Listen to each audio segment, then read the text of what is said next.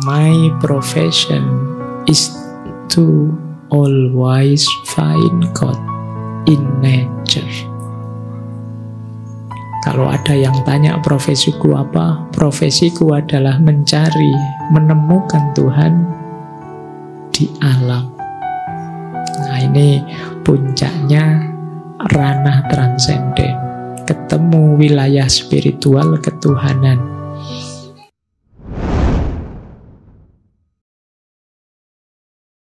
Bismillah, mari kita lanjutkan lagi belajar kita.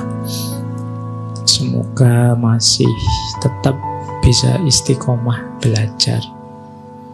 Belajar apa saja, karena di antara fitrahnya manusia itu ya adalah belajar.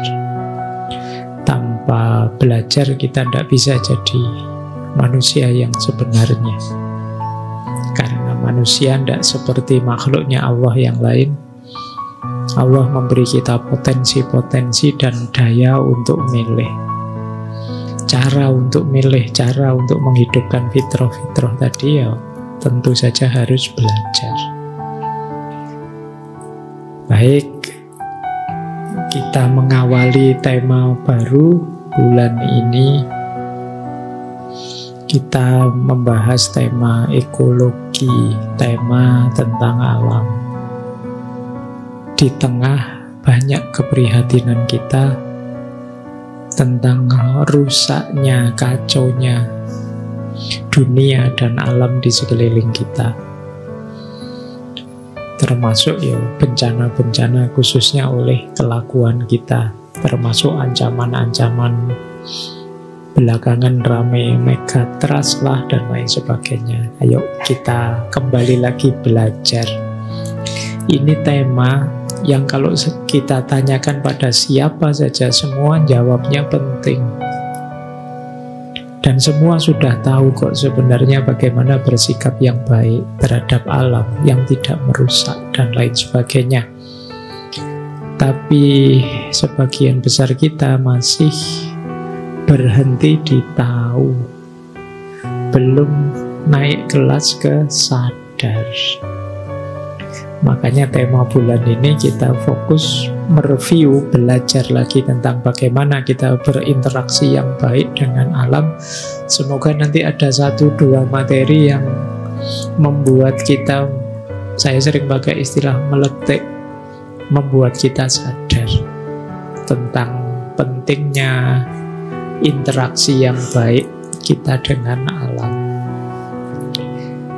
Oke ya, semoga materi-materi bulan ini tidak berhenti hanya untuk keren-kerenan nambah wawasan, tapi sekaligus kita wujudkan dalam bentuk aksi nyata. Silahkan teman-teman berimprovisasi, berkreasi sendiri gimana caranya. Saya ikut andil, meskipun hanya untuk skup diri kita individu. Tidak harus mikir yang besar-besar gimana ya biar Indonesia ini kabotan levelmu. Diawali dari individumu saja, lingkunganmu paling kecil. Ya paling tidak kamar kosmu lah. Kalau kamar kosmu masih terlalu berat, ya kasurmu saja lah, karena yang rapi, yang ramah lingkungan dan lain sejenisnya. Baik, malam ini kita berkenalan dengan beliau. Mungkin materinya belum terlalu teknis, masih bersifat wawasan-wawasan universal ketika kita berhubungan dengan alam. Tapi menurut saya wisdomnya tampak dari tokoh ini, yaitu beliau Henry David Thoreau. Terserahlah ya kalian bacanya apa, tulisannya ngomong Henry Davidnya kalian bisa baca. Jadi begitu masuk ke Thoreau-nya itu kadang-kadang Thoreau gitu, ndak apa-apa wis gitu, kayak Sigmund Freud gitu kan, ya ndak apa-apa. Yang penting yang dimaksud orang itu loh, kamu sudah tahu ya. Baik, beliau ini mungkin kalau dalam periodisasi era filsafat mungkin masih masuk di era namanya romantisisme. Jadi ini salah satu klaster, salah satu faham di Barat. Kita itu kan sering menuduh Barat itu terlalu rasionalistik, terlalu empiris, positivistik. Kebalikannya aliran yang namanya romantisisme ini lebih fokus pada hal-hal yang sifatnya dalam dan intuitif. Nah, itu sekitar abad 18. Kalau Thoreau ini beliau lahir 1718 sampai 1817 sampai 1862. Beliau usianya tidak panjang meskipun karya-karyanya banyak dikutip orang, khususnya quote-quote-nya banyak, sering dipakai. Beliau berarti usianya sekitar 44 tahun. Jadi lebih tua saya sekarang dibandingkan dia, tapi ya karyanya dia internasional. Kalau saya kan level masjid saja. Beliau mengikuti satu aliran namanya transcendentalisme dengan sahabatnya namanya Ralph Waldo Emerson. Beliau ini anaknya bapaknya itu punya pabrik pensil. Tidak tahu kayak gimana ya pabrik pensil, tapi bapaknya pabrik pensil, berarti paling tidak dia orang mampu lah, menengah ke atas. Tapi dia memang punya filosofi hidup sendiri yang khas, suka menyendiri, lebih suka hidup sederhana, dan nanti konsepnya yang luar biasa tentang berhubungan dengan alam. Makanya itu transcendentalisme and nature. Itu beliau memang hidup langsung di tengah semacam hutan kecil di pinggiran kota. Yang pengalaman itu kemudian ditulis di satu buku yang judulnya Walden. Jadi buku itu isinya semacam autobiografi atau cerita ketika beliau sedang hidup menyendiri. Kalau bahasa agama mungkin semacam uzlah lah. Tapi dari situ beliau punya konsep yang khas nanti tentang bagaimana kita berhubungan dengan alam. Beliau tidak menikah, mungkin tidak sempat ya, karena sibuk mikir, sibuk merumuskan ilmu, sibuk belajar filsafat dan lain sebagainya, jadi tidak sempat menikah. Tapi bahagia versi beliau sendiri. Saya tidak tahu, mungkin nanti ada banyak quote yang cocok sama teman-teman.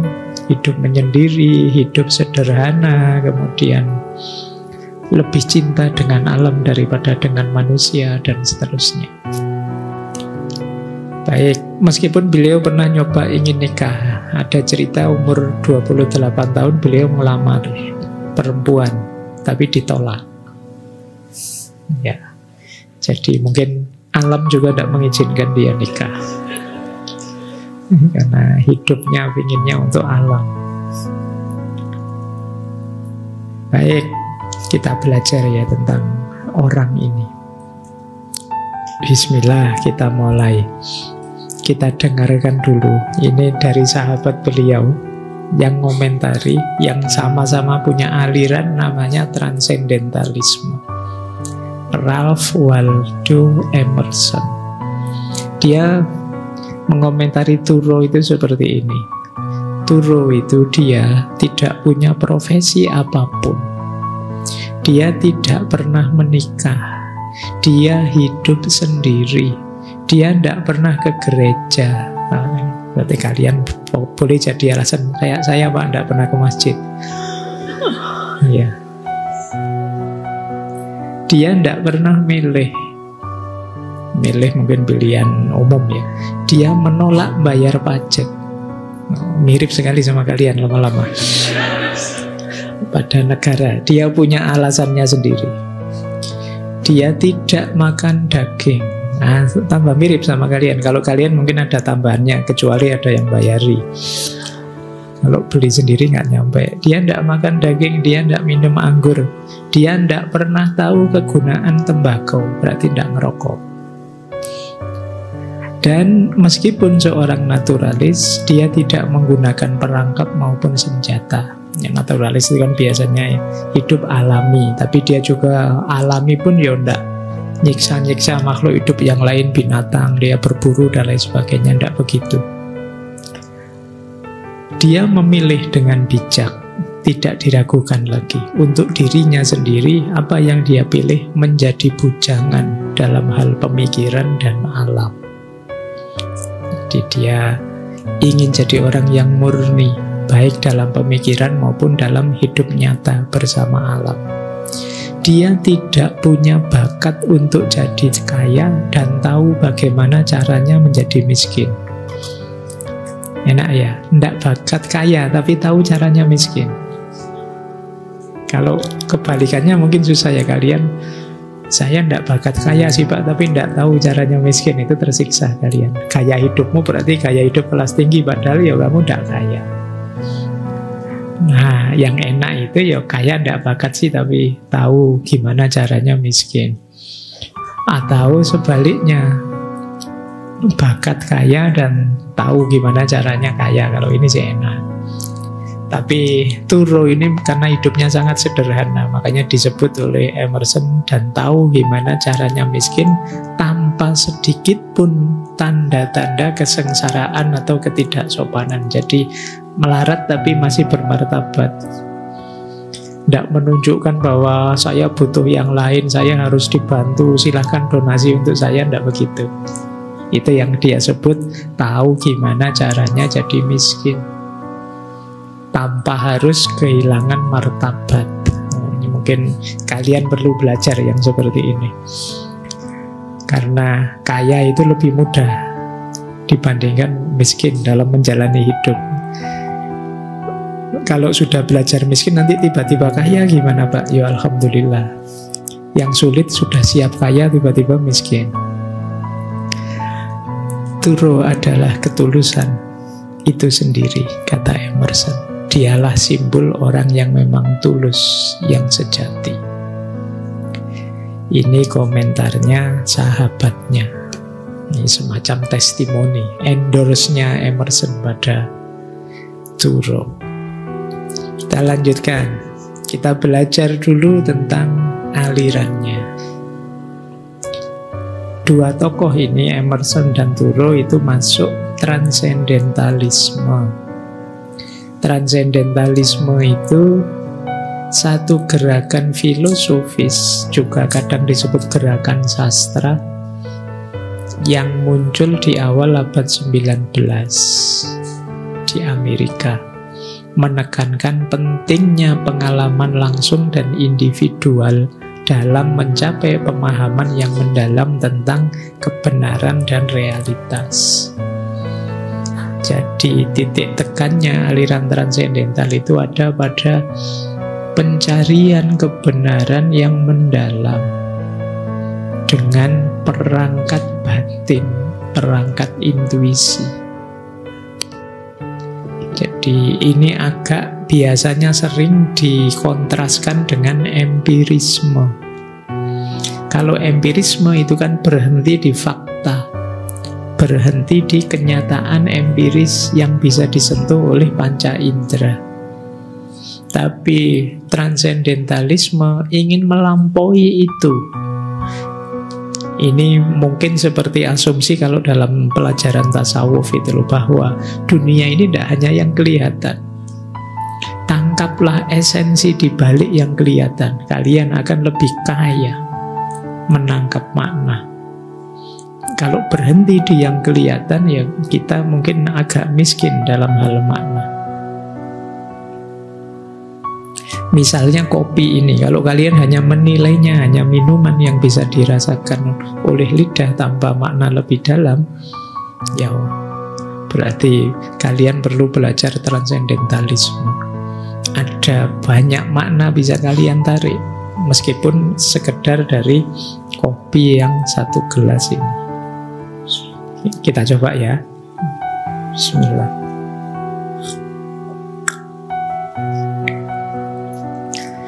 Nggak usah nunggu saya bilang nggak ada. Nggak muncul ahnya kalau saya, nggak usah ditunggu. Baik. Nah, ide pokoknya apa? Ide pokoknya transendentalisme itu seperti saya bilang tadi ya, menggali kebenaran, menemukan makna. Dengan cara apa? Eksplorasi diri. Ini memang agak mirip dengan wawasan-wawasan timur bahwa kedalaman itu adanya dalam diri, kemudian mencari hubungannya dengan alam. Tapi ada satu ciri yang lain yang khas, sampai Thoreau tadi tidak bayar pajak, dia punya alasan sendiri. Karena dia melihat seringkali norma-norma sosial, norma-norma budaya komunal bersama itu justru menghalangi individu menemukan kebenaran yang sejati. Kadang-kadang malah justru mengeruhkan, mengacaukan. Jadi di titik ini kemudian ada kritik-kritik terhadap hidup sosial, termasuk agama di level sosial. Makanya tadi ada kalimat dari Emerson, dia ini orang tulus sih, tapi tidak pernah ke gereja. Itu antara lain bentuk protes dia, karena kadang ada keberagamaan yang membelenggu individualitas. Kita jadi tidak bisa mengenali diri kita sendiri, karena kita dihalang-halangi untuk membaca diri kita secara objektif. Nah, itu visi pokoknya. Ada 2 buku dari 2 orang ini, yaitu Emerson dan Thoreau, yang sering sekali dikutip. Yang pertama Nature dari Emerson, dan yang kedua Walden dari Thoreau. Malam hari ini referensi kita sebagian besar dari bukunya Thoreau ini, karena kita sedang bahas beliau. Kapan-kapan Emerson bisa kita bahas ulang. Yuk, kita mulai ya. Belajar transendentalismenya Thoreau dan hubungannya apa dengan alam. Ada quotes menarik dari bukunya Thoreau. To be awake is to be alive.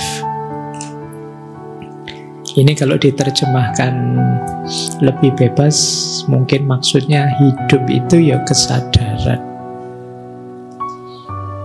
Tidak ada nilainya kita hidup kalau kita tidak sadar. Istilahnya Ibnu Tufel, Hay bin Yaqdhon. Hay itu hidup, Yaqdhon itu bangun. Bangun itu maksudnya sadar. Masa kita hidup sekali saja tidak tercerahkan, tidak sadar. Ketika kita hidup dengan tidak sadar, berarti kan kita abai makna, abai nilai. Kita tidak ngerti apa dan mau kemana, wong kita tidak sadar. Kalau sampai usia kalian ini, misalnya kalian mungkin usia 20-an ya, kalau ditanya orang, apa sih makna hidup ini bagimu? Dan kalian tidak bisa jawab, kemungkinan kemarin kalian tidak terlalu serius dengan hidupmu. Kamu tidak pernah mikir, saya pas enggak sih seperti ini? Hidup saya ini on the right track atau tidak sih? Keinginanku apa sih? Penyesalanku kemarin-kemarin yang harus diperbagi apa sih? Ini kan namanya kalian menyadari hidup. Tapi kalau kalian tidak bisa jawab itu semua, ya berarti kalian belum aware, belum awake, belum bangun. Hidupmu mungkin seperti mesin saja, seperti robot saja. Berjalan sih, canggih sih, tapi tidak punya kesadaran. Otomatis saja. Kita kan hari ini persis kan seringkali kayak mesin. Bangun tidur HP, TikTok. Nanti mandi, di kamar mandi pun sambil pegang HP, ya kan? Entah sambil nyanyi, entah sambil jongkok, entah sambil apa, tidak bisa lepas dari HP. Nanti bahkan habis mandi ke kamar, sepi HP-nya diputer lagu apa, HP lagi, tidak bisa jalan. Ritme ini berulang terus, akhirnya kita kayak robot. melakukan aktivitas apapun tapi tanpa kesadaran. Sampai kemudian kita kaget, ternyata sudah mau ujian ini ya. Ternyata sudah terancam DO saya. Ternyata itu menunjukkan kita selama ini belum yaqdzon, belum sadar, masih sekedar hidup. Itu kan diketawakan sama Buya Hamka itu kan, kalau hidup sekedar hidup, ya monyet di hutan juga hidup. Itu tajam kalimatnya ya. Oke, baik, kita lanjutkan. Ini salah satu quote mungkin ya yang penting dalam transendentalisme. Yuk kita menyadari hidup kita, mengeksplor diri kita, menegakkan identitas jati diri, keinginan kita, dan seterusnya. Baik, kita mulai pelan-pelan. Transendentalismenya Thoreau yang pertama, seperti sedikit saya singgung tadi ya, berbasis pada intuisi. Jadi intuisi sebagai sumber kebenaran. Ini mirip kalau teman-teman membandingkan seperti saya bilang tadi dalam kajian-kajian tasawuf. Jadi kebenaran tertinggi itu tidak akan bisa ditangkap oleh akal atau rasio yang terbatas, tapi melalui intuisi atau pengalaman pribadi. Jadi intuisi itu sering didefinisikan sebagai pengetahuan yang kita peroleh melalui pengalaman langsung, tidak melalui belajar keluar diri. Jadi intuisi itu pengetahuan yang hadir dalam diri kita.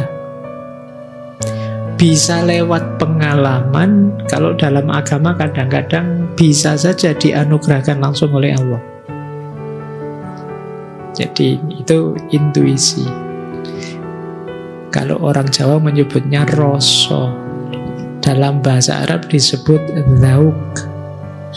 Jadi pengetahuan secara intuitif. Jadi bagi yang fokus pada intuisi akan tahu bahwa pengetahuan intuitif ini pengetahuan yang akurasinya paling valid bagi seorang individu. Kenapa? Karena dia ngalami langsung. Pengetahuan itu hadir langsung dalam dirinya. Ibaratnya misalnya pahitnya kopi yang tadi saya minum, itu yang tahu paling akurat saya. Karena saya minum langsung. Meskipun nanti terus tak ceritain ke kalian, pahitnya itu mirip-mirip kalau kalian menjilat tembok terus ditambah apa dikit cerita, deskripsi, kalian membayangkan, tapi tidak akan valid kalau hanya cerita. Kalau ingin tahu, ya nanti kalau saya pergi kalian minum kopi saya, oh kayak gini toh pahitnya. Itu pengetahuan intuitif. Jadi kalian berteori apapun tentang Tuhan akan sulit bisa menangkap Tuhan itu seperti apa pasnya. Maka dalam tasawuf alami saja kedekatan kebersamaan dengan Tuhan. Kalian akan bisa menyadari seperti itulah Tuhan. Ini kalau dalam tasawuf. Jadi termasuk pengetahuan-pengetahuan yang dilimpahkan langsung oleh Allah dalam diri kita. Kalau Imam Ghazali menyebutnya ilmu laduni, itu juga jenis pengetahuan intuitif. Ilham itu jenis pengetahuan intuitif. Bahkan wahyu dari Allah pada para nabi dan rasul itu jenis pengetahuan intuitif. Jadi para nabi dan rasul tidak mencari keluar, tapi pengetahuan itu dianugerahkan ke dalam. Nah, kata Thoreau dan kawan-kawan dalam aliran transendentalisme, kita itu punya fakultas pemahaman namanya intuisi, yang dia bisa menangkap kebenaran secara lebih pas, lebih dalam dibandingkan akal dan rasio. Jadi oleh karena itu di banyak tulisannya Thoreau, dia banyak bilang tentang ayo kita sering-sering mendengarkan suara hati atau suara batin. Karena dalam kondisi jernih, dia bisa menyuplai kebenaran. Kalau batinmu jernih, kadang-kadang kalau ada yang jelek, yang negatif masuk, itu kan rasanya kok ndak sreg ya. Itu sebenarnya jenis pengetahuan intuitif. Kok ndak enak ya, ndak nyaman ya. Makanya ada hadis itu yang isinya Rasulullah bilang, al-ismu ma khaka fi sodrika wa karihta ayat toli'a alaihin nas. Dosa itu kalau hatimu terguncang, kamu kok rasanya ndak enak ya melakukan ini, itu kemungkinan ism, kemungkinan dosa.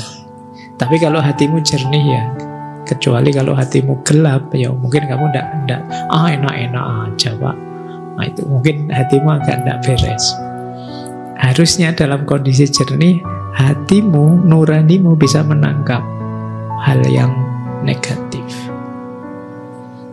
Nah, intuisi jadi alat yang banyak dikedepankan oleh transendentalisme. Berarti dalam diri lebih penting daripada luar diri. Oke, ada quote menarik dari Thoreau. Ini dulu ya, yang dalam diri. What lies behind us and what lies ahead of us are tiny matters compared to what lies within us. Apa yang ada di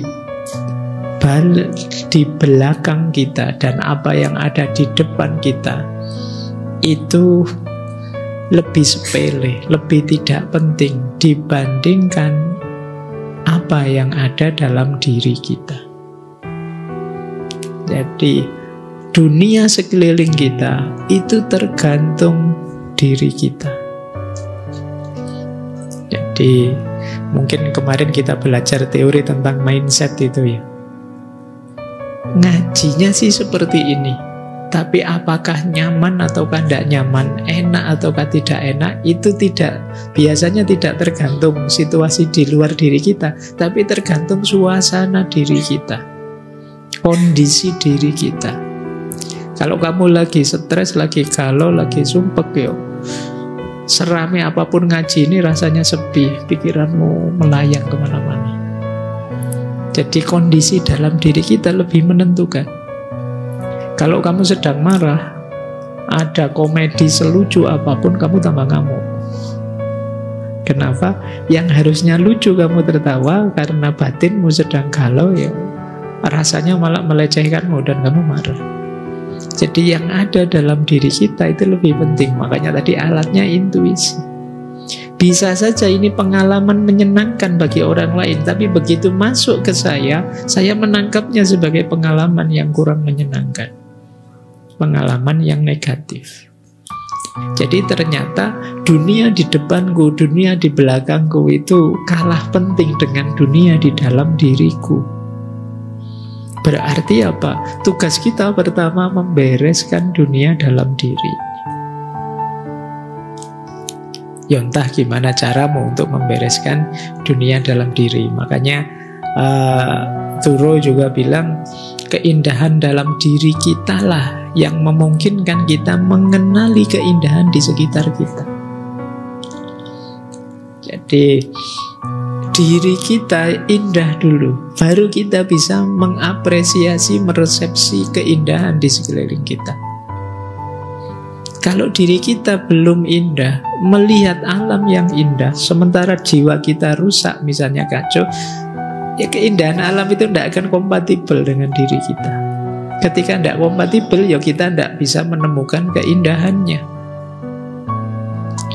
Ya kalau kita sedang, kayak tadi loh, sedang marah seperti tema minggu lalu itu, sedang panas-panasnya marah, meskipun kamu ada di pinggir laut yang begitu indahnya, atau di atas gunung, kamu sedang muncak terus nonton sunrise, tapi kalau kemarahan itu masih meletup dalam dirimu, ya sunrise nggak sunrise-sunrisean.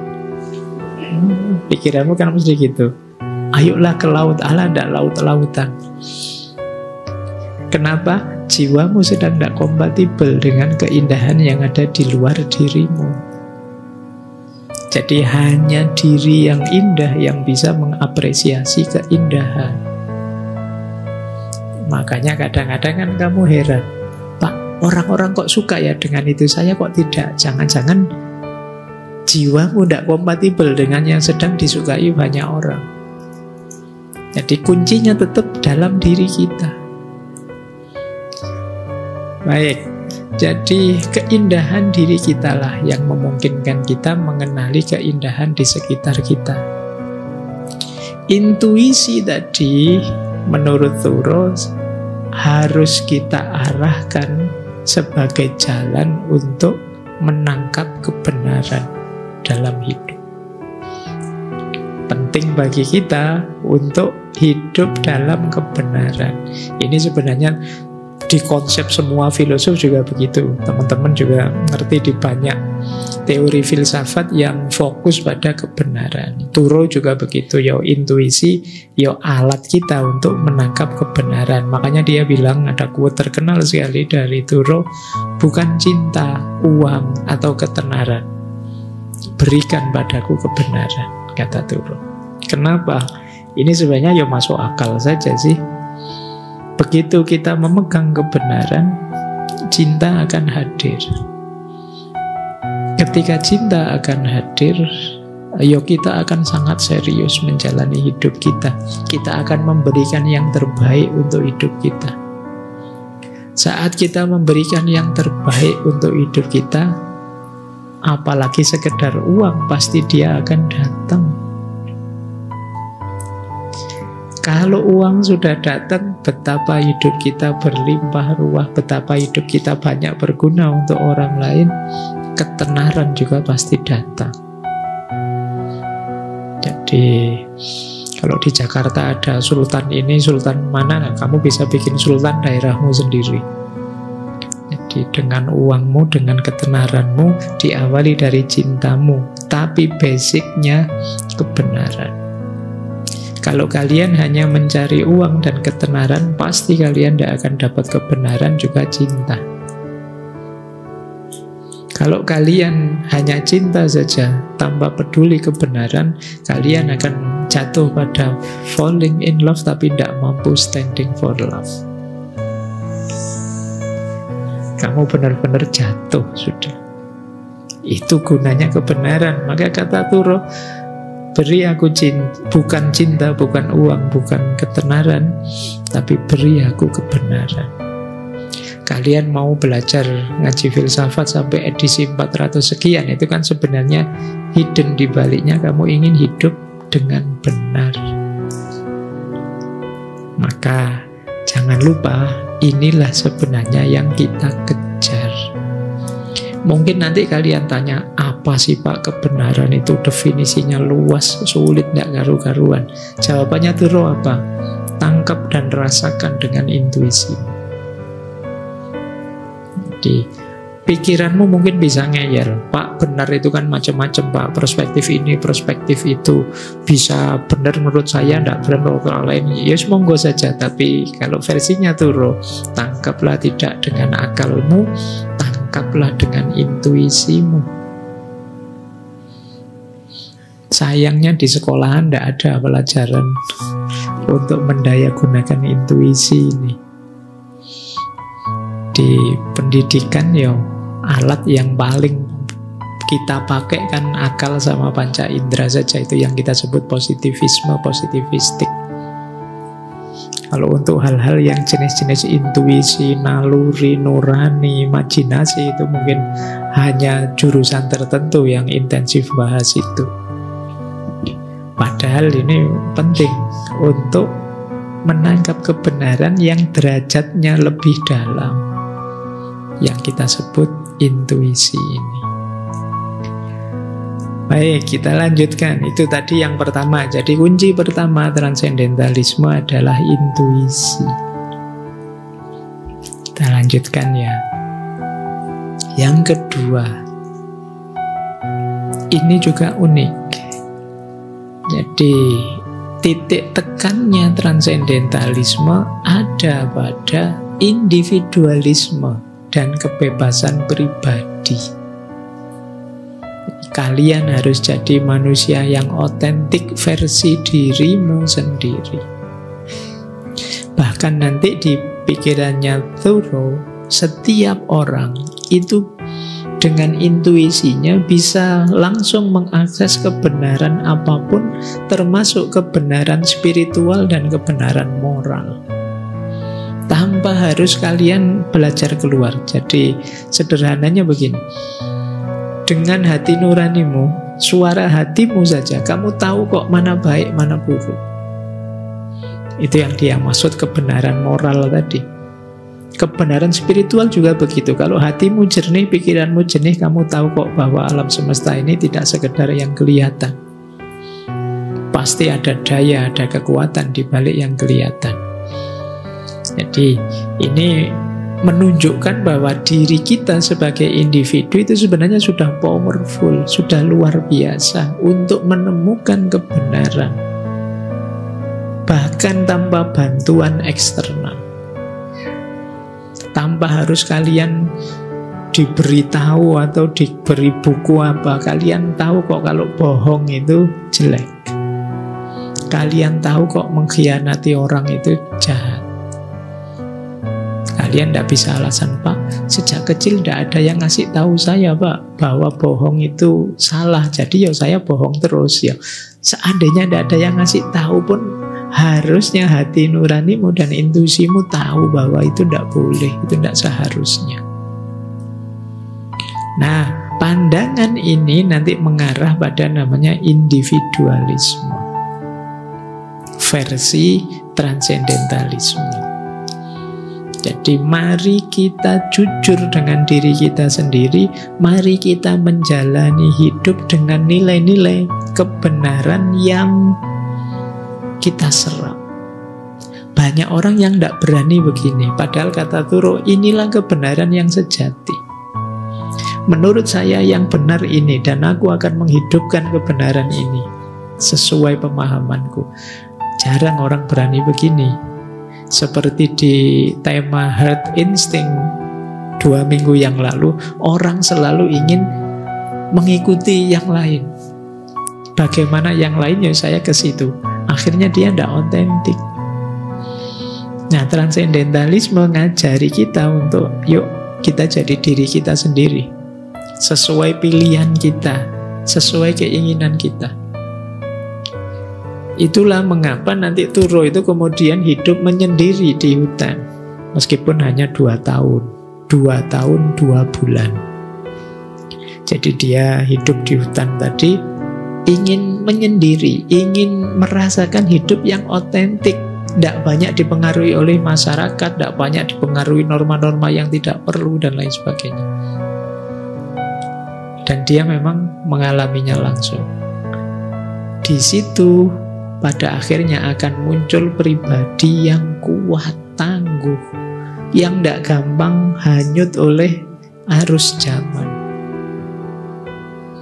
Kalian kan sering tanya, apa sih Pak gunanya dulu para ulama itu uzlah itu? Antara lain apa? Menguatkan pribadi. Kok bisa Pak? Iya, karena di sana mereka bisa jadi manusia yang otentik, jadi diri mereka sendiri.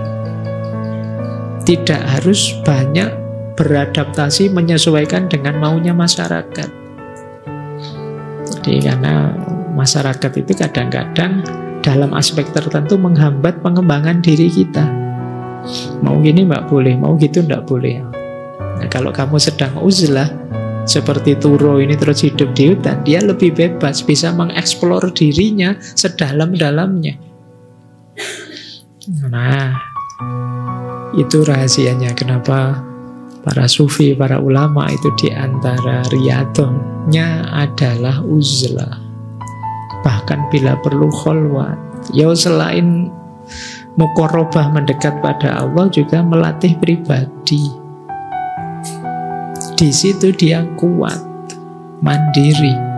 Bayangkan kalau hidup terus di tengah masyarakat kan, apalagi seorang alim yang dihormati, dihargai, tidak bisa. Dia bisa melatih dirinya mandiri.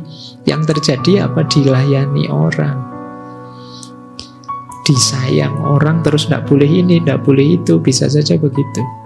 Maka ketika beliau menyendiri, jadi kuat dalam kesendirian. Ternyata kesendirian bisa menguatkan. Karena banyak orang jadi lemah ketika tergantung pada orang lain. Ketika kamu sendiri, akhirnya mandiri. Ketika kamu bisa hidup mandiri, kamu jadi kuat. Ini konsep antara lain yang mendasari pandangan transendentalisme, bahwa kita harus jadi diri pribadi kita sendiri. Makanya dia punya quote yang menarik, as long as possible, live free and uncommitted. Sebisa mungkin hiduplah secara bebas tanpa komitmen. Semampumu. Beliau pakai istilah as long as possible ya, karena ada dunia kita tidak sesimpel bayangan kita ya kita. Tapi sebisa mungkin bebaslah dan uncommitted. Uncommitted itu jangan terlalu banyak bikin komitmen, bikin janji, bikin nadar ini, nadar itu, bikin saya akan setia ke sini, itu memberatkanmu. Bebaslah dan jangan terlalu banyak komitmen. Jadi kalau diminta komitmen ya kamu minggir dulu. Biar ya kamu bebas dulu. Kamu kok tidak komitmen dengan janji kita? Untuk sementara saya tidak komitmen dulu. Siapa tahu ada yang berubah, siapa tahu ada yang berkembang, siapa tahu. Makanya uncommitted. Kita tidak tahu yang terjadi besok apa. Misalnya kalian komitmen, aku akan selalu di sisimu. Kalau tiba-tiba dapat beasiswa keluar negeri kan eman-eman. Nanti kamu dimarahi, mana komitmenmu, kan tidak enak. Jadi sebisa mungkin bebas dulu sampai dirimu kuat terbentuk. Maka as long as possible, live free and uncommitted. Yo nanti mungkin pada saatnya ketika kita sudah kuat berkomitmen ini itu, tapi kita jadi trendsetternya, bukan followernya. Ini ada kalimat menarik dari Thoreau. Jangan ikuti jalan yang ada. Pergilah ke tempat yang tidak ada jalannya dan tinggalkan jejak. Maka kalian akan jadi penemu, kalian akan jadi perintis, kalian akan jadi pionir, kalian akan jadi pelopor. Kalau kalian hanya mengikuti jalan yang ada saja, ya kalian hanya follower. Sehebat-hebatnya follower, ya kamu tetap disetir oleh yang kamu follow. Jadilah perintis. Jadi jangan hanya mengikuti jalan yang ada. Jangan hanya niru-niru. Wah teman saya Pak bikin konten kayak gini viral, saya tak bikin juga. Dia viral, mungkin kamu enggak. Kamu hanya mengikuti jalan sebelumnya. Coba bikin jalan baru, berkreasi, inovatif, imajinasinya dipakai. Nah, tinggalkan jejak. Biar orang yang mengikutimu, bukan kamu yang mengikuti orang. Ini visi transendentalismenya Thoreau. Kita lanjutkan. Ini loh dia bilang, kenapa dia kemudian mandiri menyendiri. Kata dia begini, aku merasa menyendiri hampir sepanjang waktu itu menyehatkan. Berada di tengah orang lain, bahkan dengan orang-orang yang terbaik, akan cepat melelahkan dan membuat jenuh. Aku suka menyendiri. Aku tidak pernah menemukan teman yang lebih menyenangkan daripada kesendirian. Jadi kesendirian itu teman yang paling setia. Tidak pernah pergi meskipun kamu sendirian. Ada terus. Makanya kata dia, aku tidak pernah ketemu teman yang lebih setia, lebih menyenangkan daripada kesendirian. Bahkan meskipun punya teman yang paling hebat sekalipun, kata dia, kadang-kadang dengan orang-orang terbaik itu malah melelahkan, merepotkan. Ayo, misalnya kalian ya, ada nanti yang ikut saya misalnya ke rumah, itu kan kalian sudah terikat, tidak bebas sama sekali. Sungkanlah, khawatir ini, khawatir itu, nanti mau ke kamar mandi saja mikir bolak-balik, mengganggu gak ya? Tidak enak, jangan dikira meskipun kamu didampingi orang paling hebat, kamu akan nyaman. bahkan dengan orang terbaik cepat lelah dan jenuh. Jadi mending sendiri, bebas. Ini mungkin yang nanti dilanjutkan oleh Sartre itu kan, bahwa orang lain itu memang neraka. Gara-gara ada orang lain ini saya tidak bebas, tidak bisa ngapa-ngapain. Kalian malam hari ini kan gitu, orang lain itu menyusah. Gara-gara ada orang lain saya tidak bisa selonjor, saya tidak bisa lesehan, saya tidak bisa. Baik, maka Thoreau lebih memilih kesendirian. Ternyata sendiri itu menyehatkan, kata dia. Lanjut ya, ini filosofi kedua. Filosofi ketiga dari transendentalismenya Thoreau. Dia menolak materialisme dan konsumerisme. Kalau ini mungkin relevan ya dengan hidup kita. Dulu pernah kita bahas di Simple Life, hidup yang sederhana saja. Jadi dia mengkritik masyarakat hari ini fokusnya hanya kekayaan materi dan konsumsi. Sebagian besar isi pikiranmu hari ini mungkin ya, Pak, setelah kuliah kan saya harus kerja, setelah itu nikah, setelah itu memenuhi kebutuhan beli rumah, beli mobil gitu. Dan sejarah hidupmu selesai dengan konsumsi. Puncak capaianmu adalah punya rumah, punya mobil, menyekolahkan anak sukses di sekitar itu. Dan itu dikritik oleh Thoreau. Kata dia, hidup kok hanya fokus ke materi dan konsumsi. Padahal bahagia itu terletak dalam kesederhanaan dan keseimbangan dengan alam. Jadi kenapa sih kok orang itu selalu orientasinya ke materi? Padahal materi itu kan hakikatnya hanya mengantarkan pada kebahagiaan. Kita justru berhenti di materinya, tidak lanjut ke kebahagiaannya. Akhirnya kita fokus mengumpulkan materi, fokus mengumpulkan uang, tanpa kita sadar gunanya uang untuk apa. Karena ketakutan-ketakutan kita mungkin akan masa depan lah, akan besok dan lain sebagainya. Ini yang dikritik oleh Thoreau. Kita hidup hanya konsumtif saja, tidak kreatif, tidak produktif. Kenapa begitu? Ya karena sejak awal kita ternyata tadi loh, kita tidak mandiri, kita follower saja. Follower itu ya hanya mengkonsumsi yang dihasilkan oleh yang dia ikuti. Ya kalau seperti ini ya tidak mungkin mandiri, karena kita tergantung pada yang lain.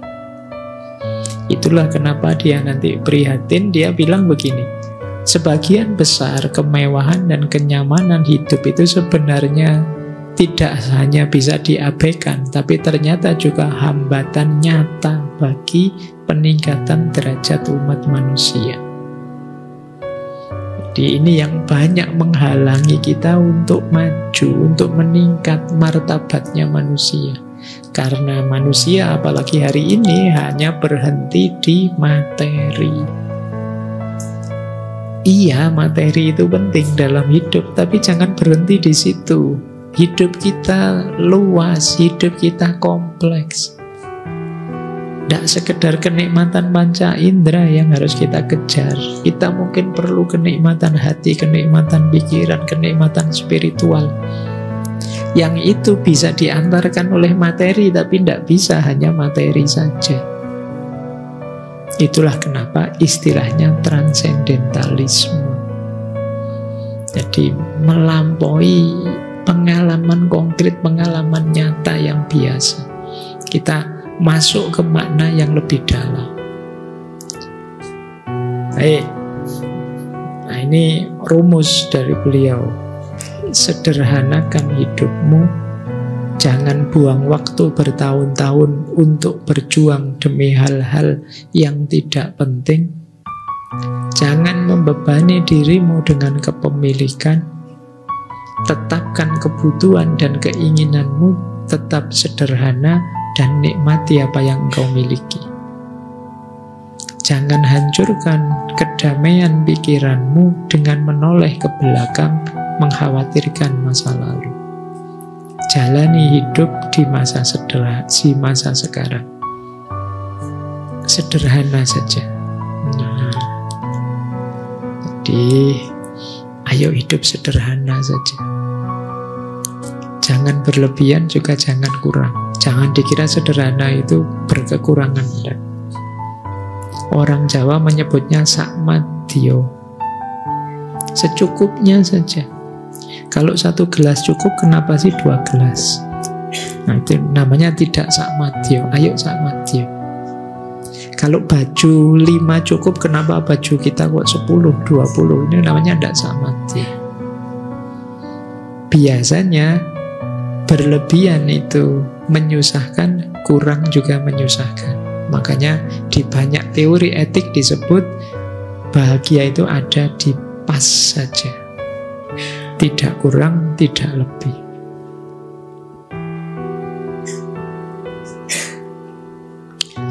Pingin beli rumah mewah, pas uangnya. Pingin beli mobil, pas uangnya. Itu namanya enak ya. Ya enggak apa-apa, cita-cita tinggi tapi pas. Jangan berlebihan. Yuk kita lanjutkan. Jadi itu filosofi ketiga dari transendentalisme. Filosofi keempat, Thoreau. Kenapa tadi sampai tidak bayar pajak ya? Dia nulis buku judulnya Civil Disobedience. Jangan salah, pikiran-pikirannya Thoreau itu nanti yang banyak mempengaruhi. Dulu kita pernah belajar Martin Luther King Jr. termasuk Mahatma Gandhi dari aspek moralitasnya. Jadi kata dia, setiap individu punya hak dan kewajiban menentang ketidakadilan. Bahkan jika itu harus menentang hukum. Kalau hukumnya tidak adil, ya kenapa tidak harus ditentang? Jadi padahal tadi rasanya intuitif, lembut, tapi ya kalau sudah urusan moralitas tetap harus melawan. Kalau sudah urusan ketidakadilan, ya tetap harus protes.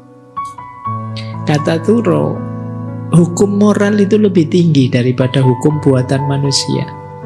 Hukum moral itu apa? Hukum yang berdasarkan hati nurani tadi. Kadang-kadang hukum formal yang buatan manusia itu berlawanan dengan hati nurani. Dalam kasus seperti ini, menangkan hati nurani. Itu versinya Thoreau. Kan sering kita dengar kasus-kasus yang kok rasanya tidak tega ya. Hukumnya sih memang begitu. Tapi mungkin dulu pernah ada saya dengar nenek-nenek yang ngambil kayu di hutan. Karena dia memang tidak tahu hutan itu tidak bisa diambil sembarangan. Tapi dia memang butuh untuk makan. Akhirnya malah dituntut di pengadilan, kemudian divonis salah, dipenjara, dan seterusnya. Lu memang secara formal hukumnya bunyinya begitu, dia ngambil miliknya orang lain. Tapi secara moral hati nurani kan rasanya kok ndak pas ya, ndak cocok ya. Itu kalau Thoreau ya hukum moral lebih tinggi. Hati nurani harus kita menangkan. Karena ada efeknya. Kalau manusia terus-menerus membungkam hati nuraninya, lama-lama hati nuranimu akan tumpul. Kalau hati nuranimu tumpul, manusia dan kemanusiaan akan selesai. Karena kemanusiaan kita itu dasarnya hati nurani. Bahkan akal saja, kalau urusan kemanusiaan kadang harus kita tepikan dulu. Kalau ada temenmu misalnya akhir bulan datang padamu, "Mas, mbak aku pinjam uangnya 100 saja. Aku habis sama sekali ini. Lupa kemarin saya belanja kalap aku." Misalnya. Harusnya top up-nya berapa, tak masukkan semua. Duit pun akhirnya ini bulannya masih awal, ini baru tanggal 2. Wah, aku pinjem lah buat makan. Itu kalau pakai akalmu, mesti akalmu akan bilang, enak aja pinjem-pinjem, siapa kamu? Bukan saudara, bukan anak, pacar juga bukan misalnya. Kemudian salahmu sendiri, uangmu kamu habis-habiskan, kok malah aku yang sekarang. Secara rasional begitu memang jawabannya. Tapi kalau majumu tidak pakai akal, pakai hati nurani, jawabannya bisa beda. Jadi itu gunanya suara hati atau hukum moral tadi dalam transendentalisme. Intuisi dan hati nurani bisa menangkap, tidak pas ini, tidak adil rasanya. Nah, makanya dalam hukum itu ada istilah rasa keadilan. Rasa keadilan ini penting juga jadi pertimbangan selain formalitas hukum. Jadi bila perlu melawan. Di antara latihan yang diajarkan oleh Thoreau, yang melawan kalau ada ketidakadilan. Kata beliau menarik, ketidakpatuhan adalah dasar dari kebebasan yang sejati. Orang yang hanya bisa patuh pasti pada akhirnya jadi budak nanti. Itu kuat ya. Ini jangan kamu bawa ke kampus. Nanti kamu dimarahi dosenmu, dimarahi di kampus. Kok tidak pernah masuk? Kamu diperintah tidak patuh, diberi tugas tidak jalan. Wah, saya ikut Thoreau, Pak. Kata Thoreau, ketidakpatuhan itu dasar kebebasan yang sejati. Ya, sederhananya gini loh, kalau mentalmu hanya kamu latih untuk patuh saja, menerima saja, ya tentu saja kamu tidak jadi dirimu sendiri, karena kamu hanya diatur dan diarahkan oleh orang lain. Pada akhirnya ya persis kamu akan jadi budak.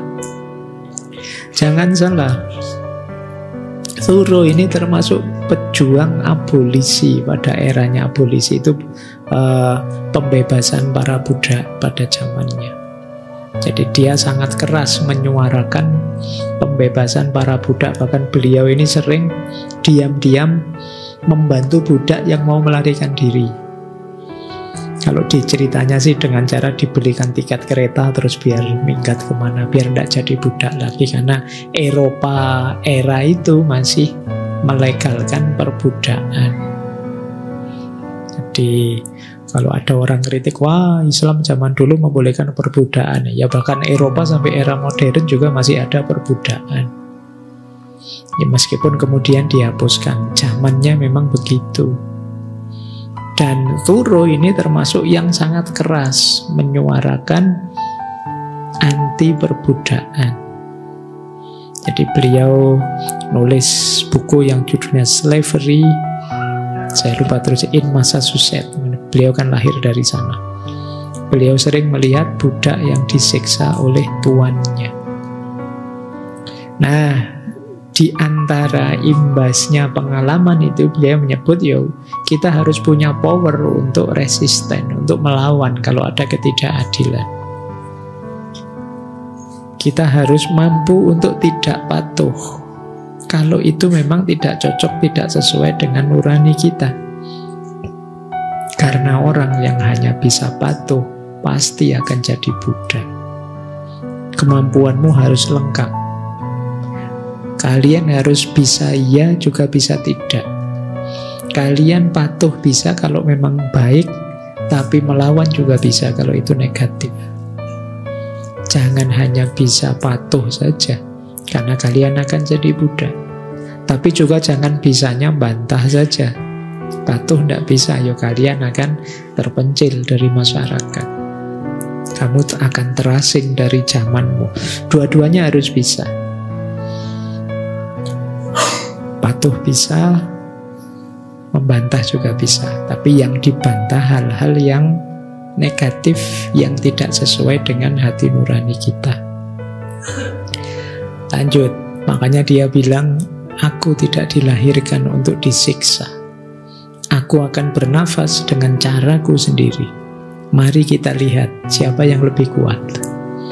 Jadi ini dia semacam mengkritik orang-orang yang ngatur-ngatur, mengarah-arahkan, mendominasi, menghegemoni hidup kita, sehingga kita jatuhnya tadi tidak bebas. Oleh Thoreau kita diarahkan, yo, jadilah dirimu sendiri. Bernafaslah sesuai caramu. Nanti dilihat kuat-kuatan, yang lain juga sesuai caranya. Nanti kita lihat siapa yang lebih kuat.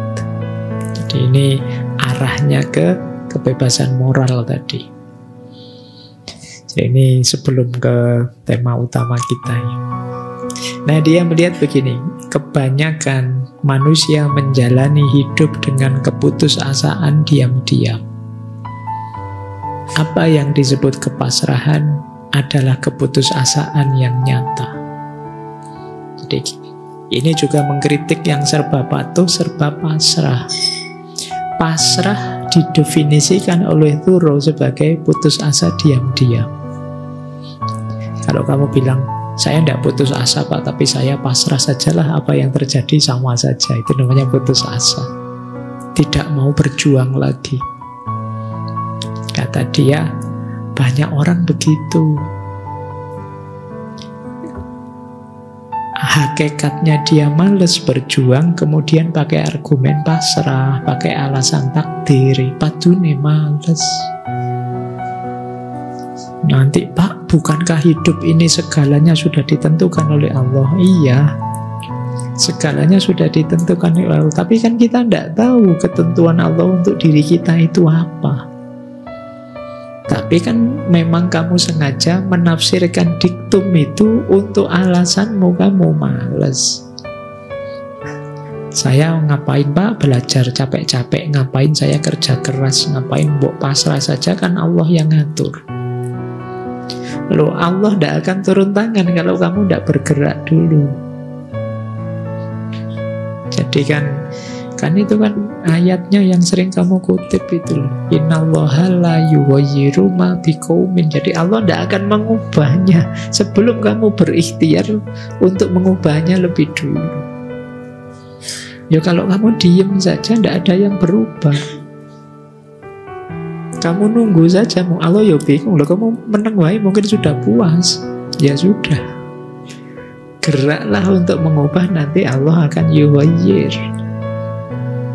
Kalau kamu tidak mengubah, ya tidak akan ada yang berubah. Baik, jadi ini wawasan transendentalisme yang keempat. Ini nanti pelan-pelan, nanti memuncak di hubungan dengan alam. Yang kelima, perkayalah pengalaman, karena pengalaman adalah jalan pencerahan. Ini menarik teorinya. Kalian mungkin banyak yang masih berteori pencerahan itu dengan cara baca buku atau belajar atau diskusi dan lain sebagainya. Kalau versinya turun enggak? Yo kalau dari baca buku, dari belajar, dari ngaji kayak gini yang kalian dapat pengetahuan. Pencerahan itu kalian temukan dalam pengalaman. Jadi pengalaman itu biasanya tidak sekedar memberi pengetahuan, tapi juga menyadarkan kita.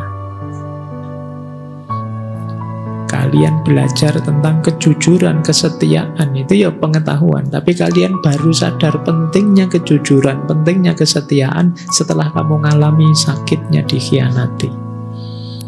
No, ini kan dari pengalaman namanya. Jadi pengalaman itu sumbernya pencerahan. Berarti apa? Ya perluas pengalamanmu. Itulah kenapa di Jawa ada semboyan ngelmu kuwi kelakone ganti laku. Jadi tuntasnya ilmu, ya tuntasnya ilmu itu kan menghasilkan pencerahan hidup, kesadaran hidup. Ketika itu sudah masuk ke ranah laku, ketika berkaitan dengan aktivitas nyata, tidak sekedar aktivitas belajar yang di buku, yang di kelas, yang di teori-teori. Jadi pengalaman pribadi adalah kunci untuk kita mendapatkan pencerahan. Kalau Thoreau ya, dia berefleksi sendiri, mengamati alam, ini bagi dia pengalaman yang luar biasa. Akan memberi wawasan spiritual yang mendalam. Nah, kalau urusan pengalaman, berarti ya masing-masing kita itu harus gerak sendiri-sendiri, tidak bisa diwakilkan. Sudahlah, kamu saja yang alami, nanti saya ikut kamu lah, belajar dari kamu. Kalau kayak gitu, apa bisa? Bisa, cuma yang kamu dapatkan hanya pengetahuan. Saya males pacaran, lihat teman saya pacaran rasanya seribet itu, serepot itu misalnya. Loh, kamu hanya lihat dari luar. Kalau pengen tahu ribetnya kayak gimana, ya kamu alami sendiri, nanti ngerti. Kalau melihat dari luar, enggak. Kan banyak itu yang beberapa kali saya baca, ada orang-orang yang enggak mau punya anak, repot. Rasanya kok enggak nyaman sama sekali diganggu anak-anak misalnya. Loh, karena dia hanya lihat dari luar. Padahal ibu-ibu yang punya anak itu senangnya luar biasa, bahagianya luar biasa, bangganya luar biasa dengan anak-anaknya. Dia tahu itu apa? Karena ngalami langsung. Kalian hanya menyimpulkan repotnya karena melihat dari luar, sehingga kamu tidak tercerahkan. Kalau ingin tercerahkan, alami. Bahkan sekarang kan banyak itu yang tidak mau nikah kan. Saya tidak akan menikah. Itu dimarahi Nabi itu kan. Nikah itu sunnahku, kamu tidak mau. Alasannya itu tadi, repot lah, khawatir pasangannya nanti tersakiti lah, khawatir macam-macam alasannya. Itu karena kamu melihatnya dari luar. Coba ngalami langsung. Mungkin pengalamanmu lebih, ternyata lebih ngeri Pak setelah ngalami. Ya, tidak harus begitu, pengalaman bisa beda-beda. Paling tidak kalau pakai teorinya Socrates kan, apapun yang terjadi menikah saja. Kalau kamu dapat pasangan yang baik, alhamdulillah hidup bahagia. Kalau dapat pasangan yang jelek, kamu jadi filosof. Kenapa kamu jadi filosof? Ya tiap hari kamu mikir, ya Allah ada orang kayak gini ya, ada orang. Wawasanmu tambah luas sekarang. Baik. Oke ya, jadi pengalaman pribadi adalah jalan. Lakukan sendiri, jangan takut berbeda. Mungkin tidak harus sama pengalamannya. Kata Thoreau menarik. Jika seseorang tidak bisa mengikuti irama teman-temannya, mungkin karena ia mendengar genderang yang berbeda. Biarkan dia melangkah, mengikuti alunan musik yang didengarnya, betapapun jauh jaraknya. Kalian tidak usah takut berbeda, juga tidak usah heran kalau lihat orang punya gaya hidup berbeda. Kata Thoreau, mungkin dia mendengar genderang yang berbeda sehingga dia ingin mengalami hal yang berbeda.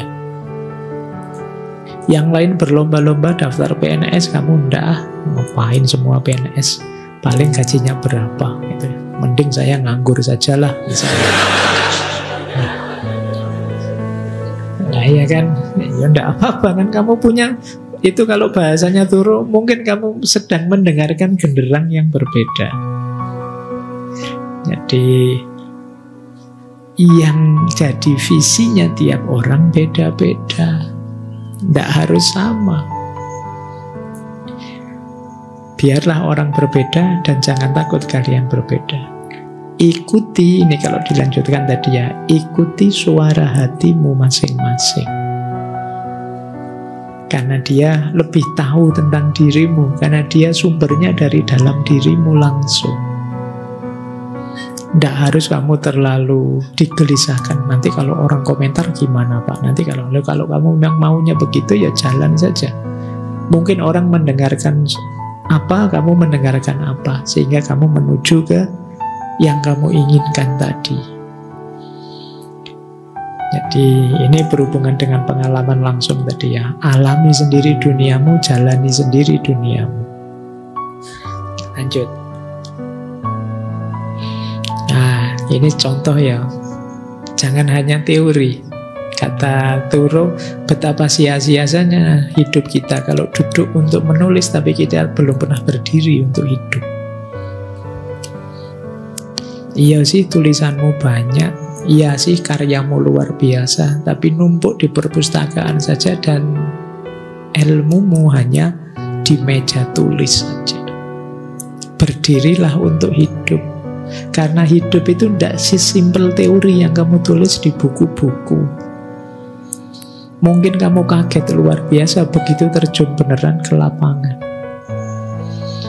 Ini juga bisa kalian ibaratkan, hubungkan dengan medsos. Kan kadang-kadang kamu galau, kamu sedih, kamu marah, kamu ngamuk, hanya baca tulisan. Terjun sajalah ke lapangan, lihat faktanya, kenyataannya. Tidak sengeri yang kamu baca di medsos-medsos. Kadang-kadang kamu sudah takut duluan, kamu sudah, wah kalau baca medsos itu, se-Indonesia ini mungkin tidak tahan lama, sebentar lagi hancur. Tapi begitu kamu turun ke pasar-pasar, nongkrong di kafe-kafe, santai saja, yang ketawa-ketawa banyak, cengeng-cengenges banyak, santai saja. Tidak sengeri bayanganmu. Jadi, maka betapa sia-sia kalau engkau hanya duduk menulis tanpa berdiri untuk hidup. Berdirilah, terjunlah ke lapangan, lihat kenyataan langsung. Di situ kalian akan tercerahkan. Jadi itu pengalaman dan pencerahan.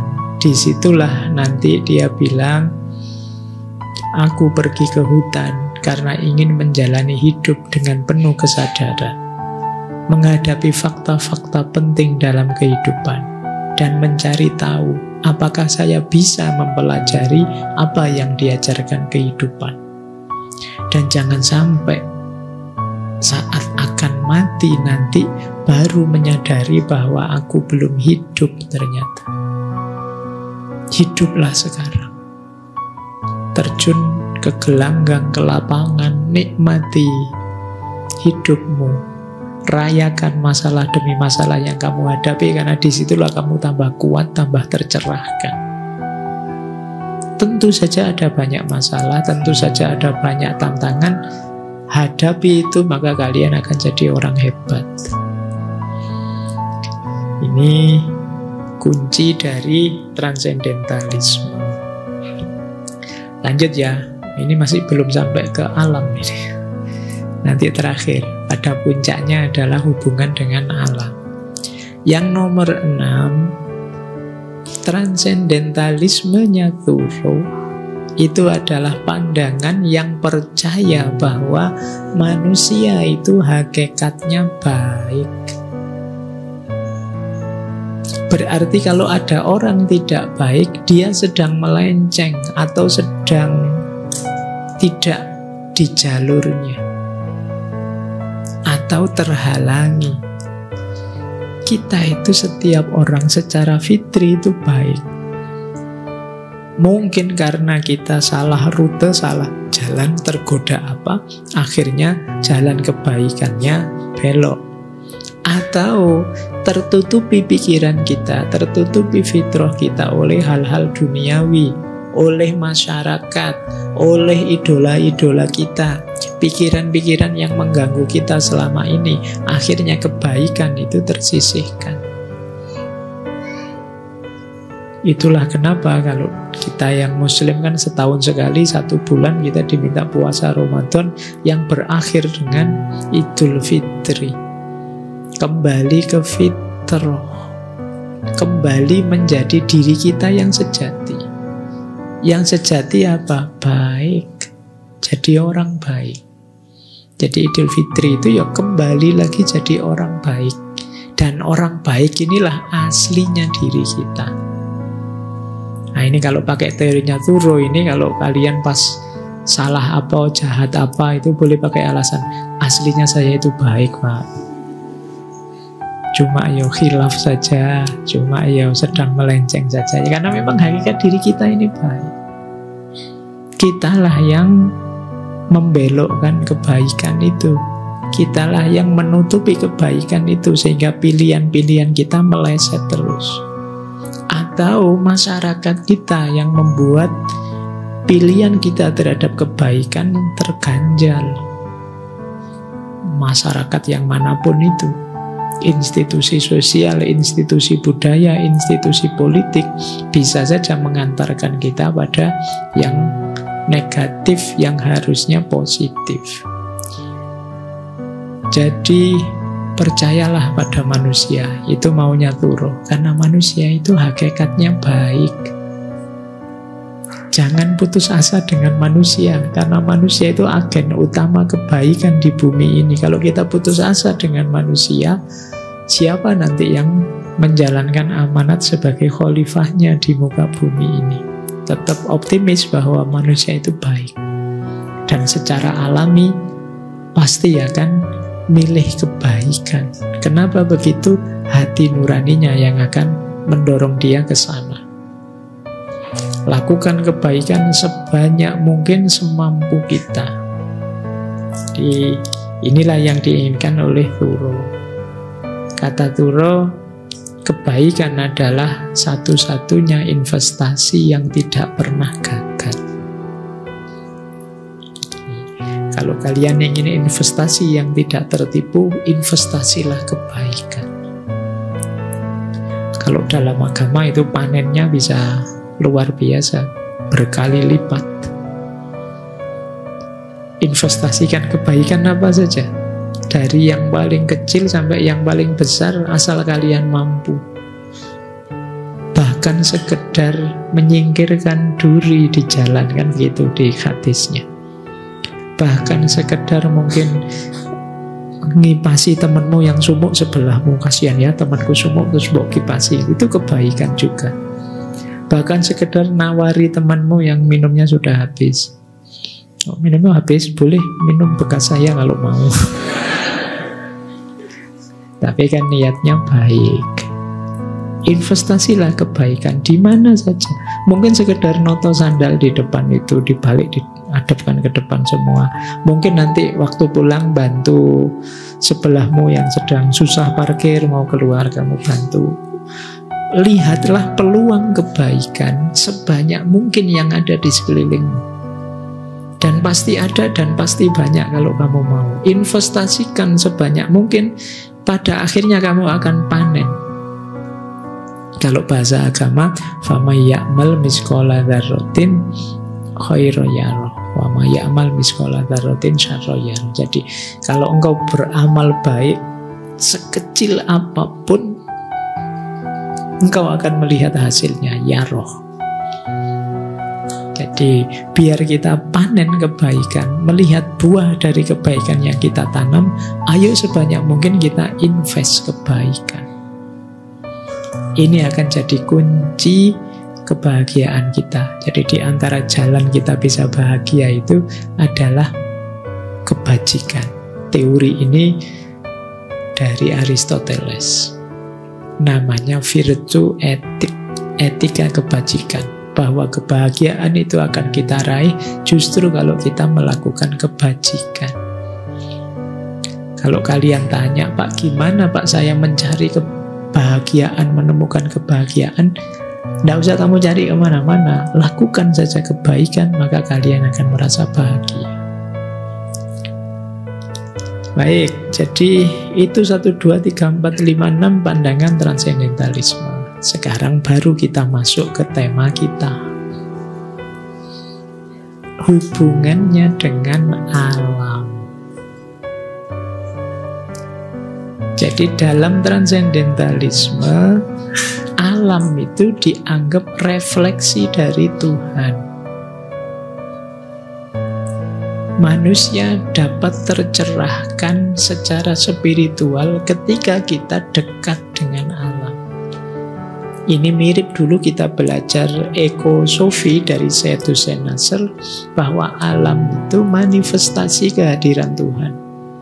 Setiap kita melihat makhluknya Tuhan, tolong jangan berhenti di makhluk Tuhan ini saja, tapi naiklah lebih dalam ke kholiknya. ke penciptanya. Karena hadirnya makhluk jadi bukti adanya Khalik. Alam bagian yang manapun adalah manifestasi dari adanya Tuhan. Maka rasakan kehadiran Tuhan dimanapun aspek hadirnya alam. Nah, ini dirasakan oleh Thoreau di buku beliau yang tadi, yang beliau tulis, yang judulnya Walden tadi. Jadi alam itu memberi banyak pada kita. Nanti beliau punya teorinya sendiri apa saja yang kita dapat dari alam. Tapi alam itu penting karena dia memanifestasikan hadirnya Tuhan. Diawali dari sinilah maka kita diminta untuk melestarikan, kita diminta untuk memperbaiki, kita diminta untuk menjaga, kita diminta untuk merecovery kalau ada kerusakan-kerusakan, karena memang itu khusus amanat untuk kita manusia sebagai khalifahnya.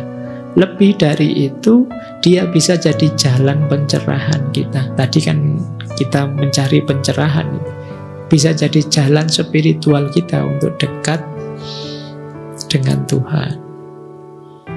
Makanya konsepnya transendentalisme yang ketujuh adalah kedekatan dan kesatuan dengan alam.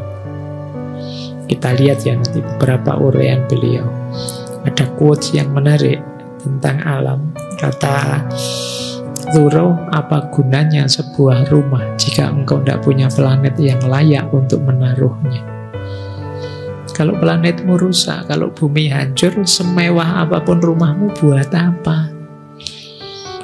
Fondasi yang paling dasar itu ya bumi ini dari rumahmu. Tidak ada gunanya. Jadi ini sebenarnya ilustrasi sederhana, simpel saja. Kenapa kok capek-capek kita harus peduli dengan alam? Peduli dengan alam itu sebenarnya peduli dengan kita, peduli dengan manusia. Jangan dikira peduli dengan alam itu sesuatu yang di luar diri kita. Ini menyangkut kita sendiri, menyangkut rumah kita. Kebutuhan primernya manusia itu kan sandang, pangan, papan. Papan secara luas itu ya alam semesta ini. Kalau alam semesta ini rusak, berarti kebutuhan kita yang paling primer tidak tersedia, yaitu tempat tinggal yang nyaman. Maka apa gunanya rumah jika engkau tidak punya planet yang layak untuk menaruhnya? Ini Henry David Thoreau. Yuk, kalau kita kan selama ini di pikiran kita apa gunanya rumah kalau tidak ada isinya, kan begitu. Kalau ini tidak, apa gunanya rumah kalau tidak ada pondasinya? Bukankah pondasi rumah itu bumi kita ini? Nah, Thoreau melihat bahwa alam semesta itu, jadi ketika Thoreau itu ketika melihat alam, yang muncul di kepalanya ini, jadi persepsinya. Apa persepsi Thoreau tentang alam? Alam, kata dia, adalah keindahan. Alam adalah sumber kebijaksanaan. Alam adalah nutrisi spiritual yang tidak ada habisnya. Jadi keindahan yang tidak ada habisnya, sumber kebijaksanaan yang tidak ada habisnya, nutrisi spiritual yang tidak ada habisnya, itulah alam. Jadi ini antitesis dari banyak kaum modern saat itu yang melihat alam itu seperti melihat makanan saja untuk diserbu, dinikmati, dihabiskan untuk kepentingan manusia. Thoreau melihat aspek yang berbeda. Setiap kali melihat alam, keindahan terasa, pikiran terpacu untuk jadi bijaksana, spiritualitas dapat nutrisi banyak, dapat bahan banyak. Setiap kali dekat dengan alam, rasa dekat dengan yang spiritual, dengan yang esa, dengan Tuhan itu semakin terasa. Itulah persepsi Thoreau tentang alam. Oleh karena itu beliau punya rumus menghadapi alam itu ada 4 tanggapan yang patut kita berikan. Yang pertama takjub, yang kedua hormat, yang ketiga dekat, dan yang keempat nyaman. Ini kayak kalian nyari jodoh ya. Kalau ada yang kalian taksir kan diawali dari takjub. Setelah takjub kamu hormat, segan. Setelah itu tambah lama tambah dekat. Begitu tambah dekat akhirnya nyaman. Saya tidak tahu kalian bisa tidak ya takjub dengan alam sekeliling. Karena mindset kita selama ini alam itu ya biasa saja sih Pak. Kita sering mendefinisikan disediakan Allah untuk kita, kan selalu begitu kita definisinya. Salah satu aspeknya begitu, tapi ya tidak hanya itu. Kalau kalian fokusnya hanya ke situ, nanti khawatirnya jatuhnya di mental mengeksploitasi alam. Tidak hanya itu, jangan berhenti di situ saja. Ada makna lebih dalam. Makanya Thoreau punya kalimat, dunia yang kita tinggali ini menakjubkan, tidak sekedar nyaman, indah, tidak sekedar berguna, untuk dinikmati dan disyukuri, tidak sekedar dimanfaatkan. Tidak sekedar itu bukan berarti jangan loh ya. Maksudnya jangan cuma itu. Jangan cuma kita anggap dunia ini enak ya ditinggali nyaman. Tidak cuma itu. Dia ini luar biasa, makanya menakjubkan. Jangan hanya dianggap berguna. Yo, untunglah ada air, untung masih ada oksigen, untung masih ada. Ini namanya sekedar berguna. Tapi dia sekaligus indah. Kalau hanya berguna, yang muncul di pikiran kita adalah menggunakannya. Tapi kalau ada makna indah, kita tidak akan berani merusaknya. Jadi kalau di pikiran kita hanya gunanya yang muncul, ya alternatif tindakan dari situ, ya nanti hanya memakainya, memanfaatkannya. Tapi kalau unsur indahnya juga masuk, ya secara natural manusia itu suka dengan keindahan, tidak ingin merusak, mengacaukan, mengganggu yang indah-indah. Maka mari kita persepsi dunia dan alam sekitar kita sebagai indah, tidak sekedar berguna. Mari kita syukuri, tidak sekedar kita manfaatkan. Kalau kita syukuri, kita terima kasih, ya kita masih ingin menjaga, melestarikannya terus, biar kita bersyukur terus. Tapi kalau hanya dimanfaatkan, bisa saja kalau nanti kita merasa tidak butuh, akan kita singkirkan. Maka kalimatnya Thoreau, dunia yang kita tinggali ini menakjubkan, tidak sekedar nyaman, indah, tidak sekedar berguna, untuk dinikmati dan disyukuri, tidak sekedar dimanfaatkan.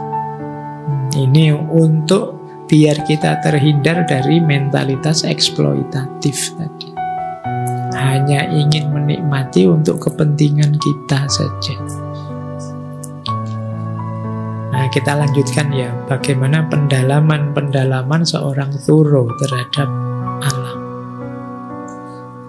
Apa manifestasi cinta alamnya Thoreau?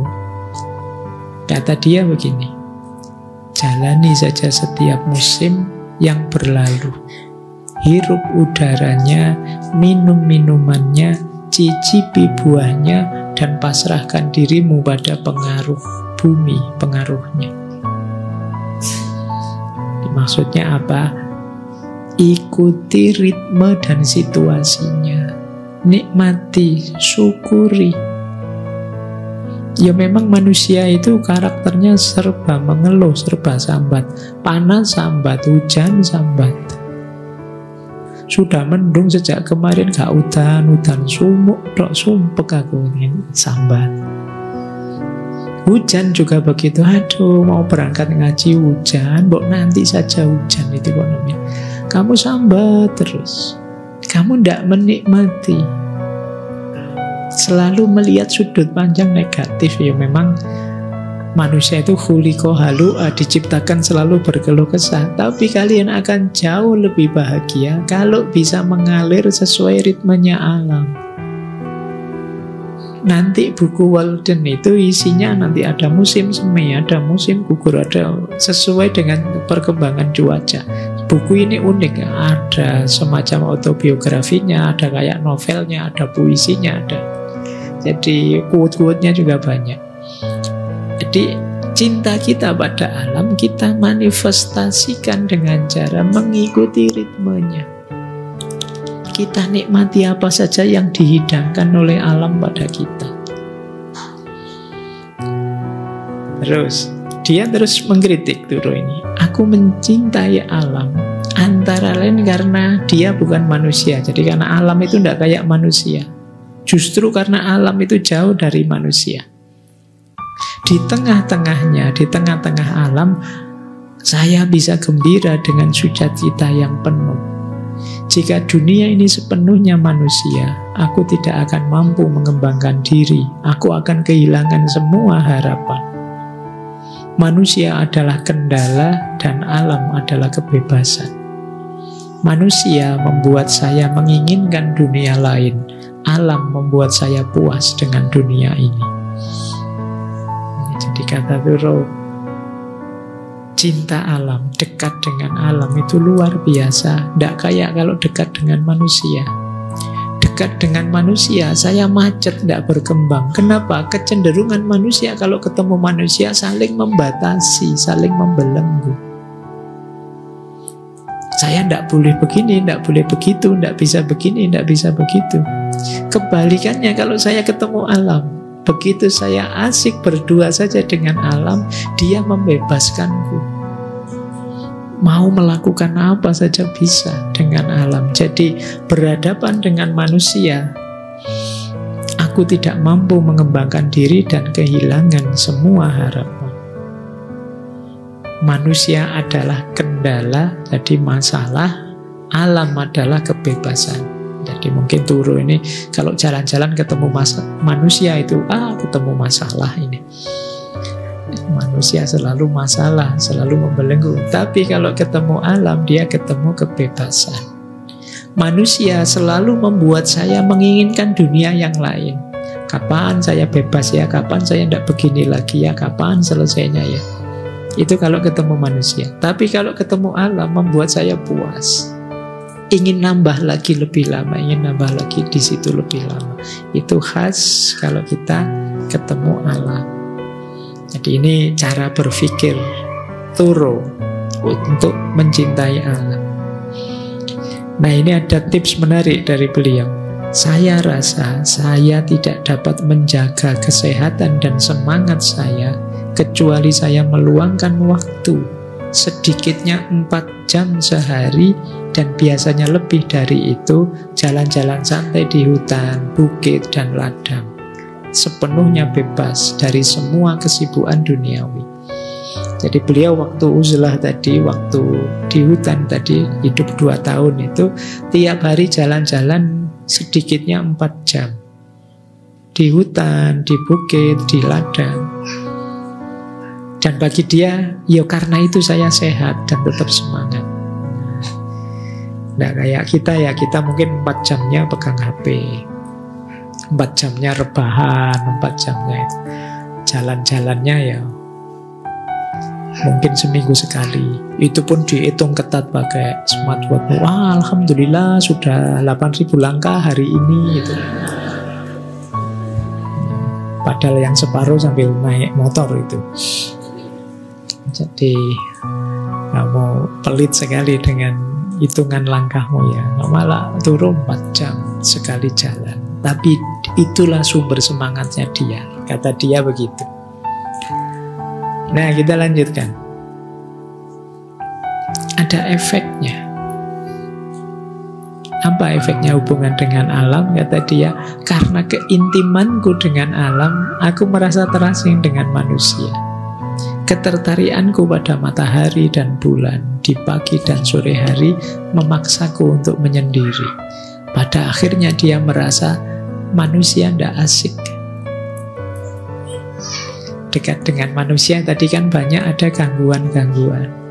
Maka dia lebih tertarik untuk lebih akrab lagi dengan alam, dengan matahari, dengan bulan, dan lain sebagainya. Nah, beliau lanjutkan lagi, betapa pentingnya keterhubungan yang terus-menerus dengan alam dan merenungi fenomena alam bagi kesehatan moral dan intelektual. Tadi sudah banyak penjelasan ya tentang moral dan intelektual. Meskipun pelajaran di sekolah atau bisnis tidak akan pernah bisa memberikan ketenangan seperti itu pada pikiran. Jadi hubungan dengan alam yang baik itu sehat secara moral dan secara intelektual. Sementara kadang-kadang hubungan dengan manusia tambah dekat, tambah ketergantungan. Kalau pas dia negatif, kita akan terpengaruh negatif. Moral bisa rusak, intelektual bisa kacau. Nah, terus dia mengkritik. Dia ada teori menarik begini. Jika seorang pria berjalan di hutan karena cinta setengah hari, ia akan dianggap pemalas.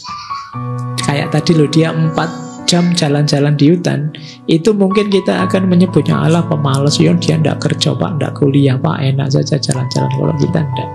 Jadi kalau ada orang jalan-jalan di hutan setengah hari saja akan dianggap pemalas. Tapi jika dia menghabiskan hari-harinya sebagai spekulan, menebang hutan, menggugurkan tanah sebelum waktunya, dia akan dianggap sebagai warga negara yang bekerja keras dan juga giat. Giat ngerusak tapi. Jadi hari ini itulah anehnya manusia. Orang yang bisa menikmati alam, misalnya kalian ya, seharian di hutan menikmati alam, lihat hutan, lihat gunung, lihat itu, pulang-pulang mesti dimarahi sama keluargamu, sama orang tuamu. Kalau di kampus dimarahi dosenmu, ngapain aja, ndak belajar, ndak kerja, ndak apa gitu. Tapi kalau kamu aktif kerja di sana, nebang-nebang hutan, menggugurkan apa, itu kamu dijempoli. Ya, gitu dong, kreatif, aktif. Ada usahanya. Itulah manusia hari ini. Hari ini itu harinya sore tadi ya. Abad ke-19 awal. Kalau sekarang kan tidak seperti itu ya. Tidak beda maksudnya. Kita sama saja sikap kita terhadap alam. Baik, jadi itu pendekatan cinta alam versi Thoreau. Bagaimana kita berhubungan secara dalam dengan alam. Terus ada tips dari Thoreau tentang cara hidup yang sederhana dan dekat dengan alam. Gimana sih Pak, saya bisa punya mental yang dekat dengan alam? Yang pertama kata dia, kurangi kebutuhan material. Jadi mari lebih fokus ke hal-hal yang esensial. Nanti setelah ini boleh teman-teman nulis ya, saya keinginanku apa saja sih, tulis satu. Mungkin pengen beli laptop baru, mobil, pengen lulus cepat, pengen tulis semua. Terus coretlah yang materi yang seandainya kalian tidak punya juga tidak apa-apa. HP tidak harus semewah ini Pak, yang penting bisalah buat lihat video-video yang itu dicoret. Tidak harus bisa main game kelas tinggi, ya game Tetris sama apa gitu aja. Terus coba ya kamu cari yang materi-materi, singkirkan. Yang tidak terlalu penting singkirkan. Baju saya sudah punya banyak lah, tidak apa-apa sudah. Wong yo tidak terlalu ngefek, saya pakai baju mahal sama baju murah, kelihatannya yo gitu-gitu aja misalnya. Sudahlah cari yang, coba latihan, singkirkan sebanyak mungkin keinginan-keinginan materi, kebutuhan-kebutuhan materi. Ambil standar pas saja. Ini dulu kita belajar di minimalis saja. Jadi itu ciri pertama. Itu akan membuat kita lebih mudah untuk dekat dengan alam. Karena kepuasan dan kebahagiaan kita berarti di luar hal-hal yang materi. Yang kedua, lebih dekatlah dengan alam. Kalau Turo sampai ke hutan, ya kita cobalah bikin alam kita sendiri, kita bikin yang indah. Jadi mungkin kalian nambah-nambah di rumah, di kos apa, lebih dihijaukan lagi. Mungkin sambil merawat ini itu, ikan kah, burung kah, apalagi kucing kah, ada yang pecinta kucingnya, boleh. Yang alami ya, jangan yang imitasi. Nanti, Pak saya banyak kucing cuma di HP. Nanti suara burung tiap pagi Pak, ya ringtone saja sih, cuit-cuit itu yang enggak. Yang alami beneran, yang hidup beneran. Tidak apa-apa kalian capek nyiram tiap hari tumbuhan daripada kalian beli bunga yang plastik. Cari yang lebih alami, lebih dekat dengan alam. Ya kalau dulu pakai bahasa law of attraction itu, rasakan vibrasinya. Jadi hidup yang lebih dekat dengan alam. Terus hiduplah secara mandiri. Kurangi sebanyak mungkin ketergantungan pada orang lain. Jadi Turo itu waktu di hutan, waktu hidup, dia juga hidupnya dari mana? Memenuhi kebutuhannya, dia nanam sendiri. Ceritanya dia sempat nanam kacang, nanam kentang, bahkan panennya agak banyak sempat dijual. Jadi untuk membeli kebutuhan hidupnya yang lain. Ini mandiri. Dekat dengan alam itu memungkinkan kita bisa mandiri. Ya kalau kalian punya tanaman lombok sendiri, kalian tidak akan tergantung harga lombok naik apa turun. Kalau di rumahmu banyak ayam, terserahlah harga ayam naik apa enggak, aku bisa tetap makan ayam. Harga telur naik, di rumah banyak bebek, banyak ayam, telur tinggal ngambil. Ini namanya mandiri. Dan Turo sudah mencoba itu. Semakin kalian mandiri, semakin kalian hidup nyaman dan dekat dengan Allah. Terus, nah gunanya apa tuh Pak? Kok dekat-dekat saja dengan alam tadi? Tujuannya apa? Kualitas hidup. Ketika kita hidup dengan lebih sederhana dan lebih alami, ada banyak kesempatan untuk kontemplasi dan introspeksi. Ketika banyak ruang untuk kontemplasi dan introspeksi, kita punya banyak kesempatan untuk mengupgrade kualitas hidup kita. Jadi kita bisa hidup sederhana tapi berkualitas.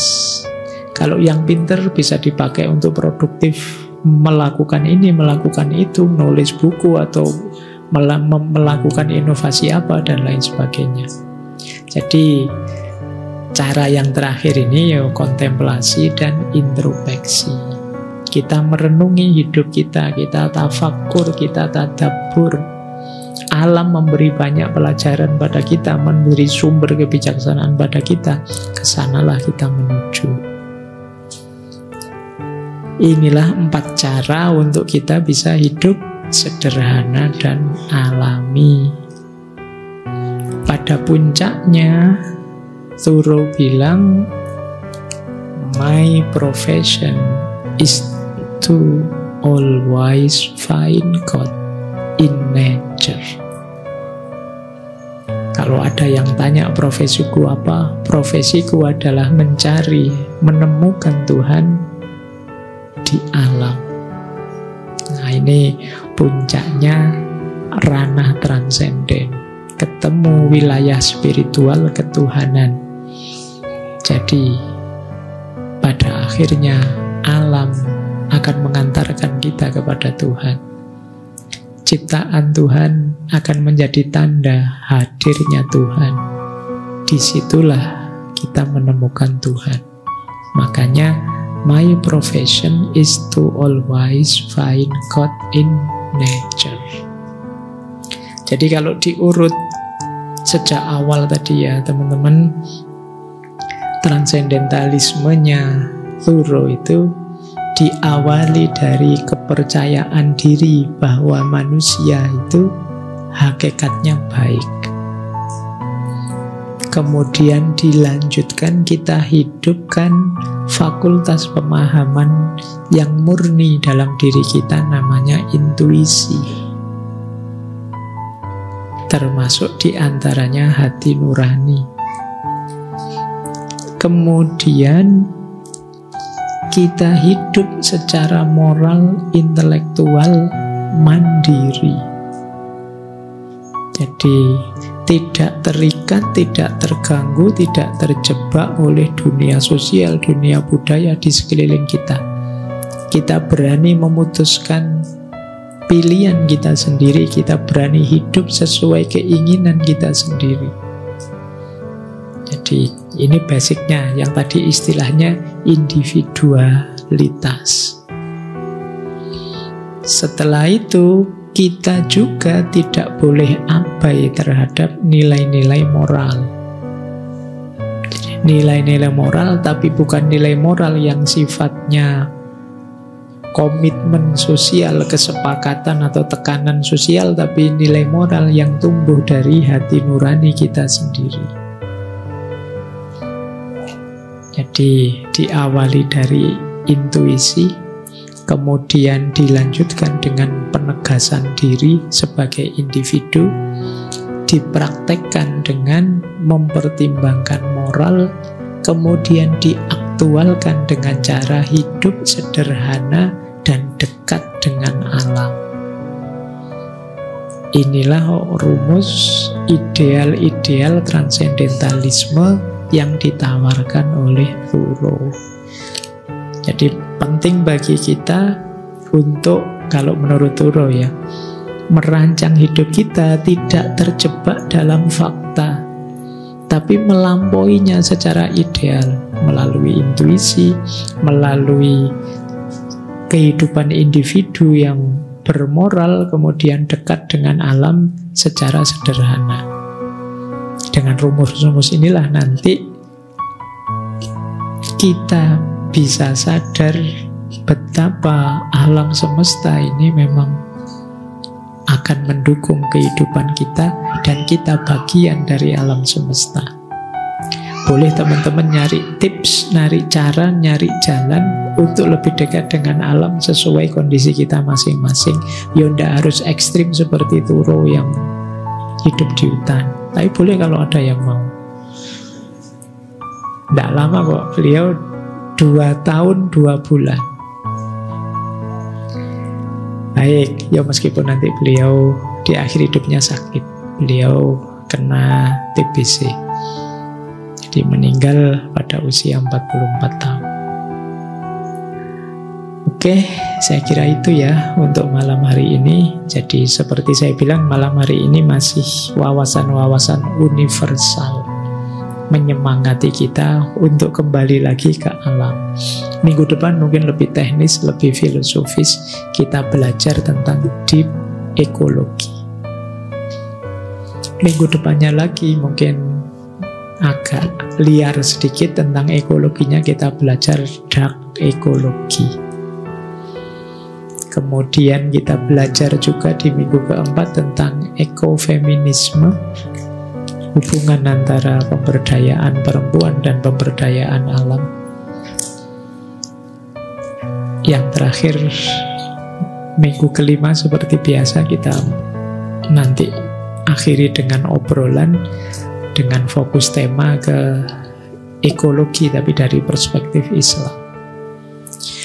Oke, saya kira itu untuk malam hari ini. Semoga sedikit-sedikit ada yang bisa ditangkap, menumbuhkan kesadaran kita untuk kualitas hidup dan hubungan kita yang lebih baik dengan alam.